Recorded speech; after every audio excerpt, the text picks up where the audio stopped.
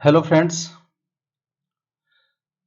इस वीडियो में हम डिस्कस करने वाले हैं स्टेम के बारे में। स्टेम के जो इम्पोर्टेंट यहाँ पर कुछ स्टेटमेंट दिए गए हैं, हम उनको कंप्लीट करने वाले हैं। लास्ट वीडियो में हमने जो रूट है उसके बारे में पढ़ा था, और इस वीडियो में हम जो छोटा सा यहाँ पर स्टेटमेंट पैराग्राफ दिया गया है स्टेम को लेकर, 11th class NCERT 5th chapter है मॉर्फोलॉजी इन फ्लावरिंग प्लांट, उसका हम डिस्कस करने वाले हैं। तो स्टार्ट करते हैं आज की वीडियो को।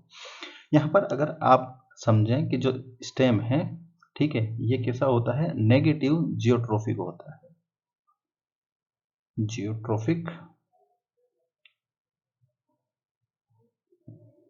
ठीक है, या इसे ही कहते हैं ऋणात्मक गुरुत्वानुवर्ती, या हम कहें कि ये ग्रेविटी के अगेंस्ट गति करता है। ठीक है, ऐसा हम सिंपल सा समझ सकते हैं। तो यहाँ पर कुछ जो स्टेटमेंट हैं हम उसी से स्टार्ट करते हैं। ऐसे कौन से अभिलक्षण हैं जो तने तथा मूल में विभेद स्थापित करते हैं। उसके बाद यहाँ पर जो प्रश्नवाचक चिन्ह लगाया गया है, ठीक है। तना अक्ष का ऊपरी भाग है, जैसे कि जो स्टेम है वो कैसा होता है, अक्ष का ऊपरी भाग है जिस पर शाखाएं, पत्तियां तथा फूल तथा फल होते हैं। तना कौन सा भाग है, जो अक्ष का कौन सा भाग है, ऊपरी भाग है जिस पर कौन कौन सी चीजें लगती है, शाखाएं होती है, पत्तियां होती है, फूल होते हैं और फल होते हैं। अब यहाँ पर अगला स्टेटमेंट हमारे काम का है, यह अंकुरित बीज के भ्रूण के प्रांकुर से विकसित होता है। ठीक है, जो जर्मिनेट सीड है, अंकुरित भ्रूण बीज के भ्रूण के प्रांकुर से विकसित होता है। तो जैसा कि हमने लास्ट में एक छोटा सा डायग्राम बनाया था, ये कोई एम्ब्रियो है और उसमें आसपास क्या होते हैं, कोटिलेडोन्स होते हैं, ऐसे दो डाइकोट सीड है ये, इसमें दो होता है प्रांकुर, ठीक है, और दूसरा होता है मूलांकुर, ठीक है, या इसे ही कहते हैं रेडिकल। और जो ऊपरी भाग होता है इसे कहते हैं प्ल्यूमूल, ठीक है। तो यहाँ पर जो स्टेटमेंट दिया गया है, यह अंकुरित बीज के भ्रूण के प्रांकुर से विकसित होता है। तो तना का फॉर्मेशन, जो स्टेम का फॉर्मेशन है, वो किससे होगा, प्ल्यूम्यूल से होगा। ठीक है, यहाँ पर जो शूट सिस्टम है उसका फॉर्मेशन किससे होगा, प्ल्यूम्यूल से होगा। और जो रेडिकल है वो आगे चलकर किसका फॉर्मेशन करता है, रूट सिस्टम का फॉर्मेशन करता है। तो यही वाला पॉइंट हमने पहले भी डिस्कस किया था कि जो प्ल्यूम्यूल है उससे किसका फॉर्मेशन होता है, शूट सिस्टम का फॉर्मेशन होता है, या तने का फॉर्मेशन होता है, और मूलांकुर से रूट का फॉर्मेशन होता है। तो ये वाला स्टेटमेंट क्लियर हुआ कि जो स्टेम है उसका फॉर्मेशन किससे होता है, प्ल्यूम्यूल से होता है या प्रांकुर से होता है। उसके बाद नेक्स्ट स्टेटमेंट है, तने पर गांठ तथा पोरियां होती है। ठीक है, तने पर क्या होती है, गांठ होती है, और दूसरी पोरियां होती है।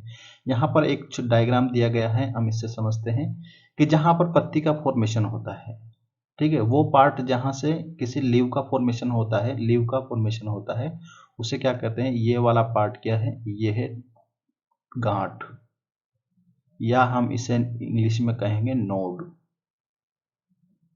ठीक है, जहां पर पत्ती का फॉर्मेशन होता है या लीव्स का फॉर्मेशन होता है, वो वाला पार्ट क्या कहलाता है, वो नोड कहलाता है या गांठ कहलाता है। और उसी तरह जैसे यहाँ पर ये पत्ती लगी है, उसके ऊपर कुछ ऊपर यहाँ पर एक दूसरी पत्ती का फॉर्मेशन होगा। जिस जगह पे पत्ती का फॉर्मेशन होगा उस जगह को क्या कहते हैं, उस जगह को कहते हैं नोड। ये तो अभी देखा, ठीक है। और उनके बीच का जो स्पेस होता है यहां से लेकर दो जो पोर्शन होता है दो नोड्स के बीच में, उसे क्या कहते हैं, पोरिया, या इसे कहते हैं इंटरनोड। ठीक है, तो जो दो नोड के बीच का जो पोर्शन होता है उसको कहते हैं इंटरनोड, और जहां पर पत्ती का फॉर्मेशन होता है उस रीजन को कहते हैं नोड, ठीक है, या गांठ। यहाँ पर नेक्स्ट स्टेटमेंट दिया गया है, तने के उस क्षेत्र को जहां पर पत्तियां निकलती है, ठीक है, इस क्षेत्र से जहां से पत्ती निकल रही है, इस क्षेत्र को क्या कहते हैं, इस क्षेत्र को गांठ कहते हैं, या इसी क्षेत्र को क्या कहते हैं, नोड कहते हैं, ठीक है। उसके बाद नेक्स्ट स्टेटमेंट है, ये गांठें अंत्यस्थ अथवा कक्षीय हो सकती है।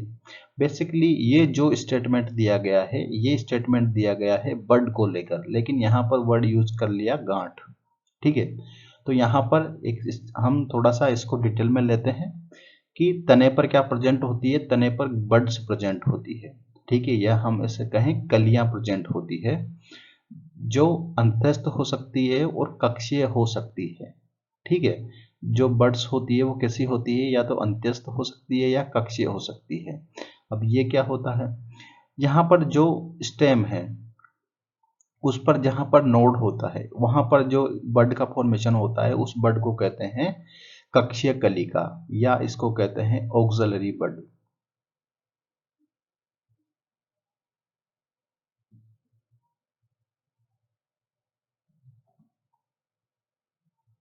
ठीक है। और जो स्टेम है इसके टर्मिनल पर, जैसे कि ये इसका टर्मिनल है, यहां पर अगर किसी बड का फॉर्मेशन होता है तो इसको कहते हैं अंतस्थ बड। जो टर्मिनल पर जिस बड का फॉर्मेशन होता है उसको कहते हैं अंतस्थ बड, ठीक है। ये होती है अंतस्थ बड, या जो स्टेम है इसके टर्मिनल पर जिस बड का फॉर्मेशन हो सकता है उसको कहते हैं अंत्यस्थ कलिका। और जो नोड्स पर जिन बर्ड्स का फॉर्मेशन होता है उन्हें कहते हैं कक्षीय कलिका या ऑक्सिलरी बर्ड, ठीक है। इन दोनों की पोजीशन आपको याद रखना है। जो ऑक्सिलरी बर्ड है इसका फॉर्मेशन नोड के पास होता है, नोड पर इसका फॉर्मेशन होता है, और जो अंत्यस्थ कलिका है इसका फॉर्मेशन स्टेम के टर्मिनल एंड पर होता है, ठीक है। जब तना शैशव अवस्थाओं में होता है या छोटा होता है तब वो कैसा होता है, वो हरा होता है या ग्रीनिश कलर होता है, ठीक है। लेकिन जब जब बाद में जब पेड़ बड़ा हो जाता है तो उसका जो तना है वो कैसा होता है, काष्ठीय हो जाता है या वुडी हो जाता है, और दूसरा कलर कौन सा हो जाता है उसका, डार्क ब्राउन कलर हो जाता है, ठीक है। जब तना छोटा होता है तब वो हरा होता है। आपने देखा भी होगा जब पौधा छोटा होता है तो उसके जार सारे स्टेम होते हैं वो कैसे होते हैं, ग्रीन होते हैं, हरे कलर के होते हैं। लेकिन जैसे वो बड़ा होता है तो उसके जो स्टेम्स हैं वो वुडी हो जाते हैं और गहरे भूरे कलर के हो जाते हैं, ठीक है। तो ये हमारा एक छोटा सा पैराग्राफ कंप्लीट हुआ।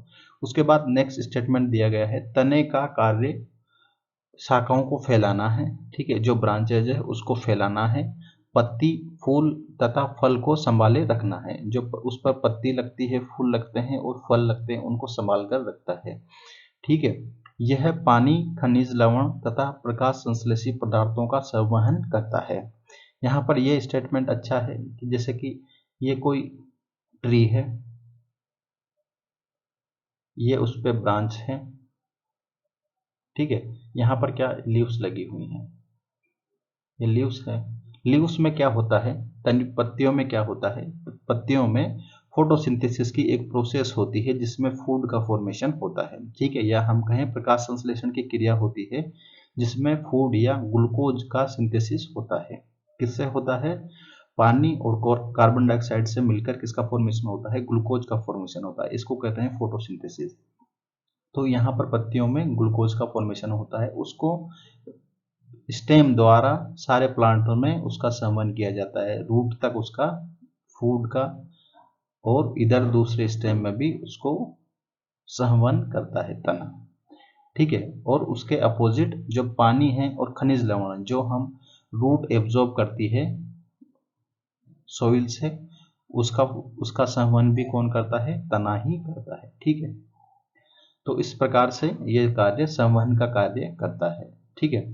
कुछ तने भोजन संग्रहण करने, जो कुछ स्टेम्स हैं वो मॉडिफाई होकर क्या फूड स्टोरेज कर लेते हैं, जैसे कि आलू है, अदरक है, हल्दी है, ये सब किसका मॉडिफिकेशन, ये स्टेम का मॉडिफिकेशन है जो फूड स्टोरेज कर रहे हैं। सहारा देने में तथा सुरक्षा देने में और कायिक प्रवर्धन करने में भी का भी कार्य करते हैं।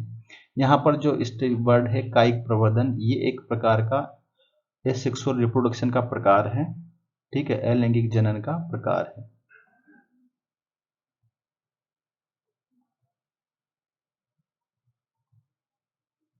जिसमें किसी जो प्लांट हैं अपने, जैसे कि लीव्स हैं या फिर स्टेम हैं, रूट्स हैं, इनसे जिससे एसेक्सुअल रिप्रोडक्शन या रिप्रोडक्शन करता है। जैसे कि आप ग्राफ्टिंग पढ़ेंगे, जैसे कि बडिंग पढ़ेंगे, ये सारी प्रोसेस किससे होती है, ये स्टेम से होती है, ठीक है।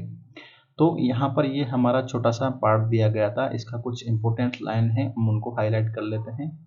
सबसे पहले ये है कि जो तना है ये किससे बनता है, ये प्रांकुर से बनता है, ठीक है। और दूसरा स्टेटमेंट है तने पर उस क्षेत्र पर जहां पर पत्तियां लगी उस गांठ, उसे गांठ कहते हैं। और ये कक्षा कलिका वाला भी आप याद रख सकते हैं, ये इसके तीनों इसके इंपॉर्टेंट स्टेटमेंट हैं, ठीक है। तना जहां से जिससे बनता है, तने का फॉर्मेशन जिससे होता है उसे कहते हैं प्ल्यूम्यूल या प्रांकुर कहते हैं, ठीक है। तो ये छोटा सा पार्ट था, इसको हमने यहाँ पर कंप्लीट किया। नेक्स्ट वीडियो में हम स्टेम के जो मॉडिफिकेशंस हैं उनके बारे में डिस्कस करेंगे, या हम ऐसा करेंगे कि जो होल वीडियो है पूरी वीडियो ही आपको प्रोवाइड कर देंगे। तो आप प्लीज़ नेक्स्ट वीडियो को जरूर देखें, ठीक है। Thank you.